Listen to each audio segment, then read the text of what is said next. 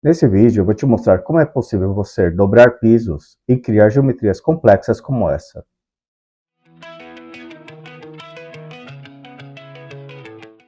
Toda vez que você cria um piso arquitetônico e seleciona ele, automaticamente ele ativa o comando de edição da forma. E uma delas é o modificar subelementos. Eu vou utilizar um piso convencional arquitetônico, vou isolar ele. Vou ativar o modificar subelementos. Em modificar subelementos, eu tenho a opção de modificar por pontos, por linhas, ou utilizar algum elemento externo, como vigas ou paredes, para estar fazendo essa alteração da geometria. E aqui do lado, você tem a opção de definir qual será a sua referência. Você tem a opção de utilizar o topo do piso como referência. Você tem a opção de utilizar o nível em que esse elemento está hospedado como referência. Você pode utilizar o ponto base do projeto.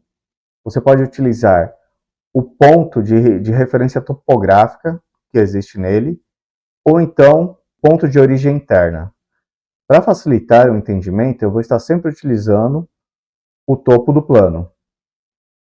Você tem a opção sempre de resetar, de voltar a configuração e eliminar todas as alterações que você fez nesse piso. Quando você ativa o comando modificar subelementos, ele ativa automaticamente as bordas como linhas para estar sendo alteradas e os vértices, as pontas, como pontos. E eu posso utilizar tanto as linhas como os pontos para estar alterando. Se eu selecionar a linha, ele vai me dar a opção de alterar o nível em Z, e eu posso estar digitando qualquer valor aqui como 1000, e ele vai estar levantando para 1000 automaticamente.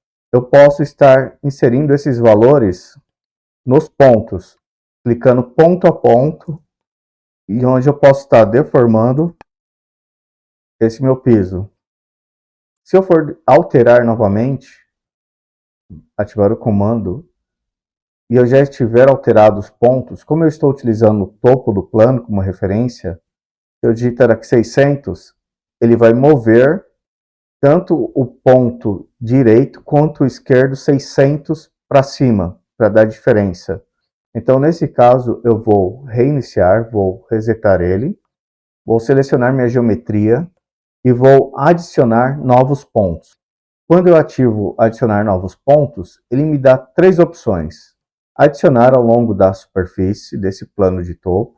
Eu posso inserir um ponto absoluto, não necessariamente na superfície, eu posso colocar algum ponto fora, afastado dessa superfície para estar controlando, ou posso estar utilizando um afastamento em X, Y ou Z. Eu vou estar utilizando ao longo da superfície, vou criar aqui alguns pontos nessas linhas do meio e vou alterar os valores. Para alterar esses valores, eu posso arrastar as pontas e ele me faz a dobra automaticamente. Esses pontos do meio aqui, eu mantive a mesma elevação e alterei somente as extremidades. E ele me fez essa dobra. Ele é útil também para se criar rampas. Eu posso desenhar o piso em projeção em 2D, colocando a minha locação, e sempre que eu alterar o nível, ele não vai alterar em 2D. Ele vai esticar o elemento, mantendo sempre a mesma projeção em 2D. Vou abrir um 2D, farei o mesmo processo. Vou selecionar a primeira rampa, a minha base será a mesma. Um lado vou alterar 450. Selecionando essa linha, eu tenho a opção simplesmente de clicar nessa seta e arrastar até o ponto que eu desejo. Quero nesse ponto encontrando o final da minha rampa. Então eu não preciso realmente digitar o valor, eu posso simplesmente utilizar o comando de arrastar para estar localizando ele. O segundo ponto, eu vou vir aqui em 2D, em planta, e vou dizer que ele é 600. pegarei a terceira rampa, farei o mesmo processo e colocarei o último valor. E ele criou o desenvolvimento da minha rampa. Eu posso estar utilizando o comando de rampa e ele calcula a inclinação dela. Outro ponto é que ele também faz o ajuste do corte de acordo com o limite de vista. E ele me fez o corte da rampa.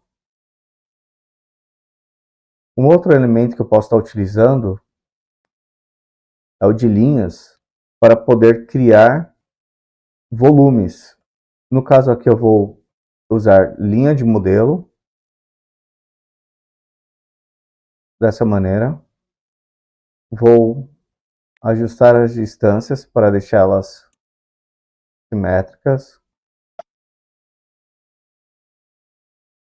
Vou selecionar e vou utilizar o comando de dividir com linhas para criar essas 4 linhas.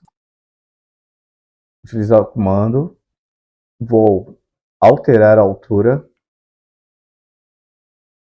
e ele me faz o desenvolvimento dessa maneira.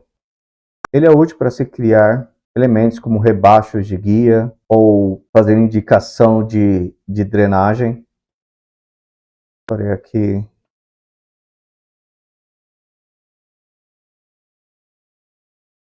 alguns rebachos como dessa maneira.